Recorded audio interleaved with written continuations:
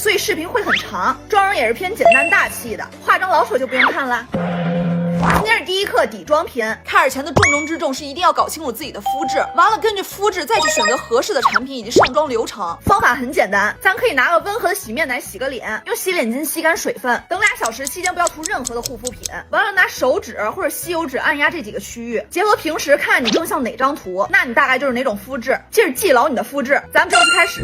第一步，妆前洁面，像现在冬天嘛，那除了大油皮以外的所有肤质，咱们清水洁面即可，完了用洗脸巾按压吸干，保留一点自带的油脂，其实是可以让底妆更服帖的。那大油皮的宝，咱还是得用个洗面奶的哈，可以着重清洁一下 T 区这些爱出油的地儿，完了清水洗干净，再用洗脸巾吸干。接着是妆前护肤，我们尽量选这种比较清爽的水或者喷雾，像这种粘稠的，咱们尽量放在晚上去用，不然皮肤吸收不了就容易脱泥浮粉。手法可以注意一下哈，先把水喷在脸上，打圈吸收，吸收差不多了，咱们按压一下，注意是局部一块一块去上的，像油皮混油，全脸上1到2遍就够了。干皮的点位可以重复个3遍。完了护肤一定得注意，得等前一步干的差不多了，差不多这种微粘的状态才能进行下一步，不然底妆就是容易打架。接着油皮的宝，咱就直接叠个防晒。干皮混合皮的宝，咱也是找一个这种清爽点的乳液，来个1点，用手搓一下，再按压上脸，等它吸收了，再来一层防晒，也是干一干。最后的点睛之笔，拿个干净粉扑，按压吸走脸上多余的油脂，这样底妆会更扒脸。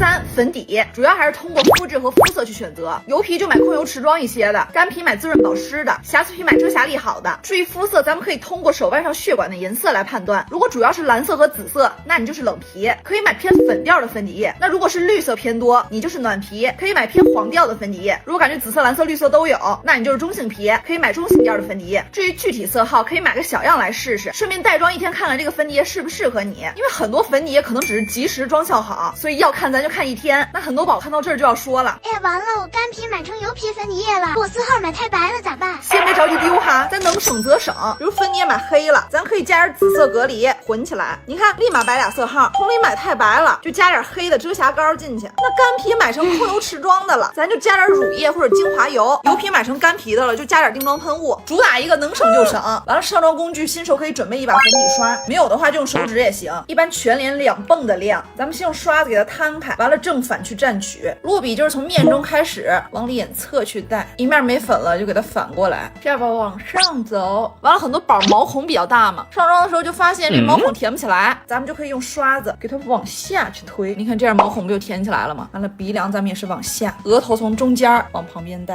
完了干皮粉底液用干粉扑，油皮粉底液用打湿的粉扑，我们就垂直用力的给它拍，往面中去带。鼻子这边我们也是往下去按压，余粉轻轻带过眼周。那有时候打一半咱发现鼻子有点卡粉怎么办？别慌，先挤一点乳液给它揉一下，软化一下死皮，用湿巾用点力擦拭带走，边界给模糊一下。鼻翼这边再来点保湿妆前，完了重新去上。你看这回是不是就变服帖了？像脸上一些比较暗沉的地方，咱还能2次提亮一下。为啥美妆博主的妆好看？全在这些细节里。余粉记得把脖子也带上，咱美女的脸和脖子都是一个色的。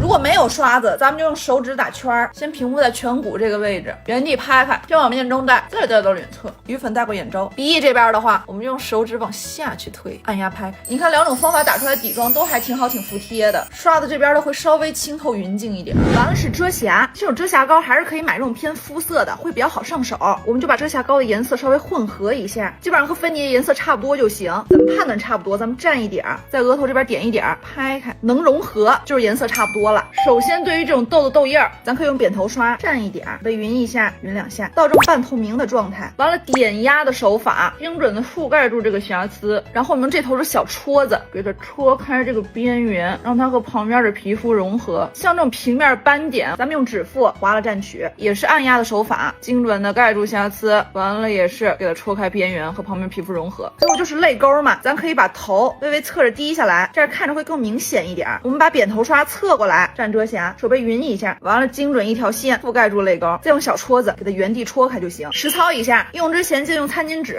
把刷子先整干净一点，不然容易串色儿。那比如这种痘痘痘印嘛，刷子平过来蘸，匀一下，点压的方式精准盖住瑕疵，完了小戳子给它戳开边缘，注意戳的时候不要碰到里面的瑕疵哈。痘痘也是这样的，戳开边缘，咱就一点一点的去遮，不然一次性上完了再戳的话，遮瑕容易干脸上，那这就 OK 了。那像斑点的话，再用指腹蘸，精准拍上去，咱们再戳开边缘。像脸颊比较暗沉的，咱可以稍微提亮一下，用手指上的余粉，包括嘴角，重要的还是整个妆面的干净度。最后是泪沟嘛，侧过来蘸，匀一下，咱们头低下来，精准一条线提亮泪沟，完了原地戳开，一次感觉遮不掉，咱就再补一点，一定是少量多次的去叠加。你看泪沟一遮完，显得整个人就更有精神。而且咱来怼近看一下哈，依旧是很服帖的。最后是定妆，很多姐妹一定妆，好不容易遮住的瑕疵又跑出来了。分享一个小 tips， 我们可以先拿一个有色粉饼，用粉扑的小角按压取粉，完手背匀一下，按压在这些上过遮瑕的地儿，把瑕疵先定牢，再用散粉全脸按压定妆。实操一下，先按压在上过遮瑕的位置，把遮瑕定牢，剩下的区域咱们换成散粉，